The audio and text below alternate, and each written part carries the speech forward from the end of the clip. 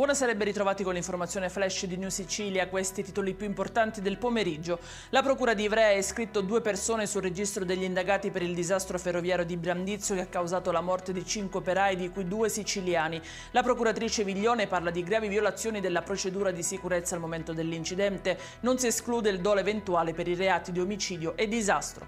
I carabinieri di Giarre hanno arrestato 2 uomini accusati di aver minacciato con continue richieste estorsive 2 imprenditori edili. L'indagine è partita lo scorso giugno dalla denuncia dei titolari di un cantiere che stavano svolgendo la ristrutturazione di alcune palazzine del Catanese. 2 medici dell'ospedale di Canicattì sono stati invece iscritti nel registro degli indagati per omicidio colposo. L'inchiesta è stata aperta dopo la denuncia alla polizia del compagno di una donna di 42 anni che ha perso il bambino che aspettava l'8° mese di gravidanza. Continua la protesta dei migranti ospiti del CARA di Caltanissetta, chiedono che i pocket money che gli vengono erogati gli siano forniti in contanti, una pratica che non è prevista dalla legge.